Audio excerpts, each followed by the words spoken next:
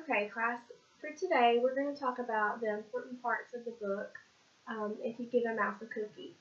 So, as you know, over this past week we've been talking about important parts such as what the title is, what pictures are, um, where you can find the words of the book, and the author.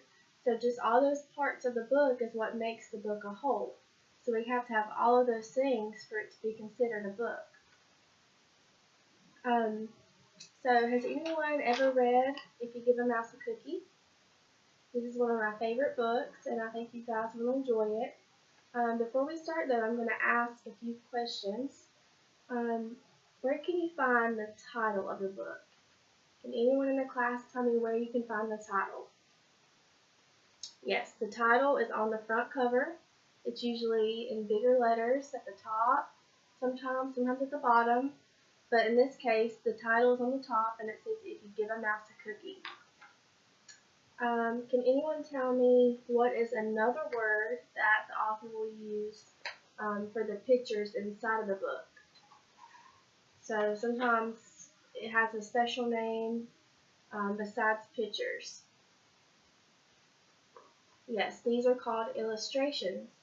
So these pictures that the author puts inside the book for us to look at is also called illustrations. And this helps tell the story of what's going on. So we have the text here, which is the words, that's text, and we also have pictures, which is illustrations. And so with these two combined, that helps us tell the story. So for our activity today, I'm going to read the class the book, and then afterwards we'll do some group projects where you guys will get in the groups, and I'm going to have y'all do your own illustrations and kind of create your own story. So, if you give a mouse a cookie. If you give a mouse a cookie. If you give a mouse a cookie, he's going to ask for a glass of milk. When you give him the milk, he'll probably ask you for a straw. When he's finished, he'll ask for a napkin. Then he'll want to look in a mirror to make sure he doesn't have a milk mustache. When he looks into the mirror, he might notice his hair needs a trim. So he'll probably ask for a pair of nail scissors. When he's finished giving himself a trim, he'll want a broom to sweep it up. He'll start sweeping. He might get carried away and sweep every room in the house. He may even end up washing the floors as well. When he's done, he'll probably want to take a nap. You'll have to fix up a little box for him with a blanket and a pillow. He'll crawl in, make himself comfortable, and fluff the pillow a few times. He'll probably ask you to read him a story. So you'll read to him from one of your books, and he'll ask to see the pictures. So that's kind of what we're doing as a class. We're going to read the book, and then by seeing the pictures, that helps you understand a little better. Just like with the mouse, he wants to read the book and see the pictures. That way he can understand a little better as well. When he looks at the pictures, he'll get so excited, he'll want to draw one of his own. And that's what we're going to do today. After you see these pictures, I'm going to have you draw your own pictures. He'll ask for a paper and crayons. He'll draw a picture.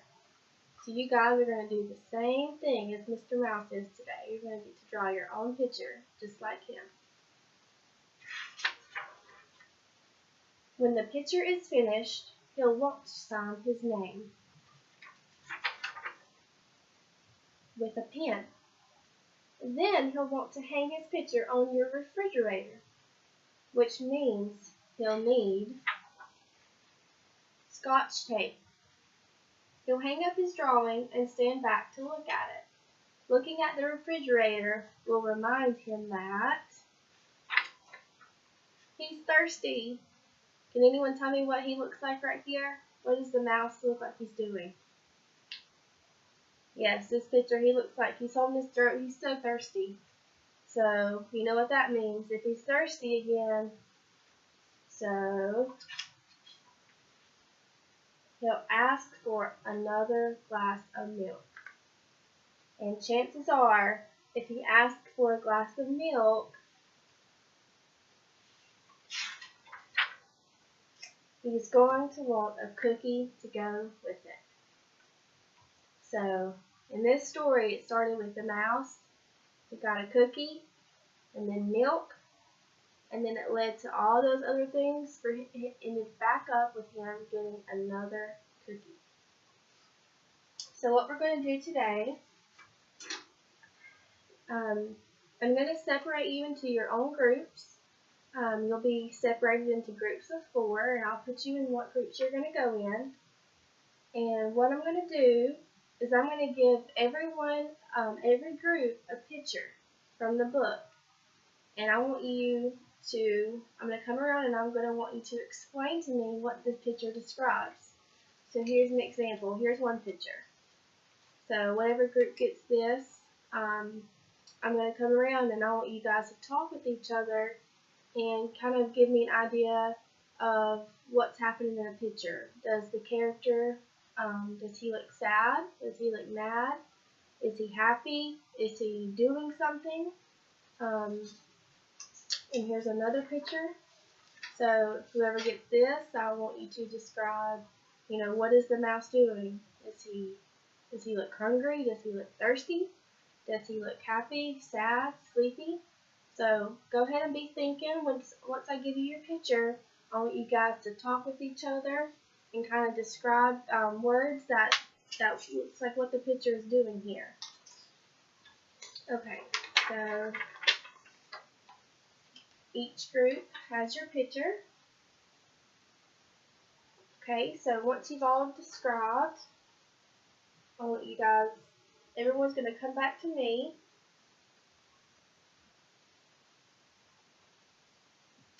Okay, so as a class, I want each group to tell the class what your picture described. So some of you said, in this one, you told me that he looks very thirsty because he looks like he drank that whole cup of milk.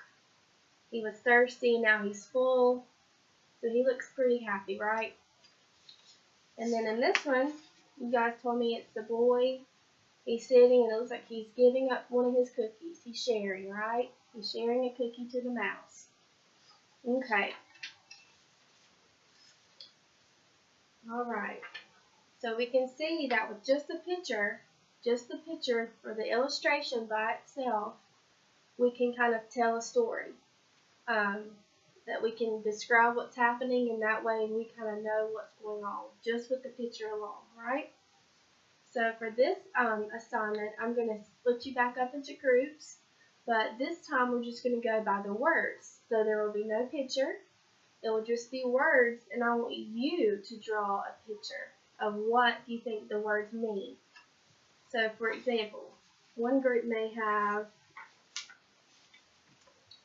when he looks in the mirror, he might notice his hair needs a trim.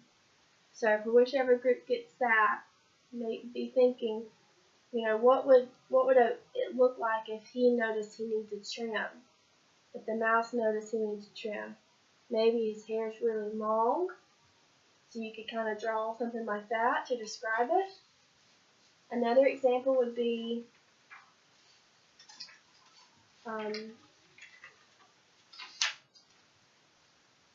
this is one of the more well-known sentences, but if you give a mouse a cookie, he's going to ask for a glass of milk. So the group that gets this, go ahead and be thinking what you could draw. Maybe you could draw a mouse with a cookie, and he's looking for some milk. You could put a milk over there for him looking for it. You could put the boy giving him the cookie.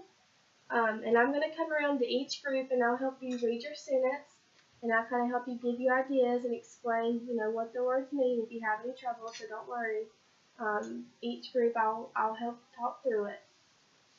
Okay, So everyone, to go ahead, I'm going to give you all a sheet of paper, and I have color pencils for you all. So each group, I want you to go ahead and draw a picture of what you think that your sentence means.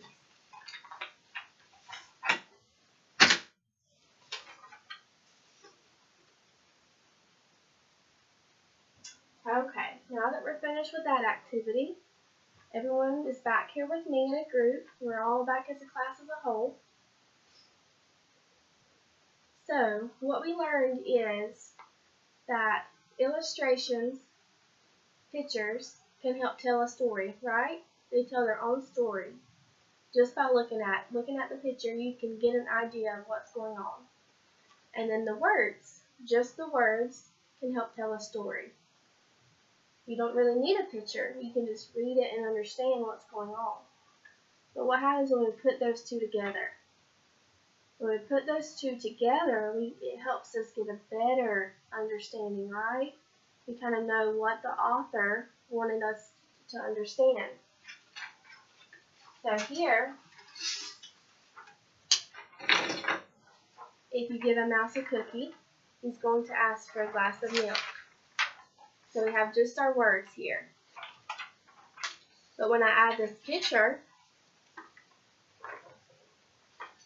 of the mouse with his glass of milk, we get a better understanding, because now we have words to read. We also have a picture to go with it. So with these two combined, put together, that now creates the story, and it creates a better picture in our heads for us to understand. So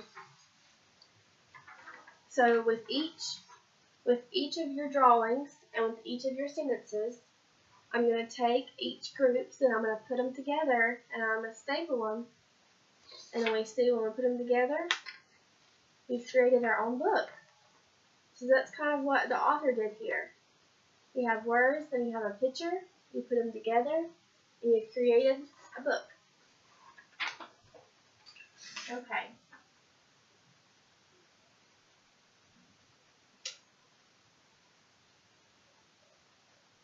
So it's very important that when you read those words, that you pay attention to what the author is saying, because he may use special words like sad or happy or mad, or then his pictures may also draw something, crying, which that would mean sad, or if he's smiling, then he's happy. So we have those clues that we can put together that create the story. So that's what I want you guys to understand. It's very important to pay close attention to each part, because that's what creates the book. And that's what we'll be working on this week to help us further along with learning the different parts of the book. We're going to continue talking about characters and how they play such a special role in the book. And then, like I said, we're going to keep working on the parts of the book. So, title, that's a very important part. The author, which is down here, as we've talked about. It's usually their name, so in this case it's Laura.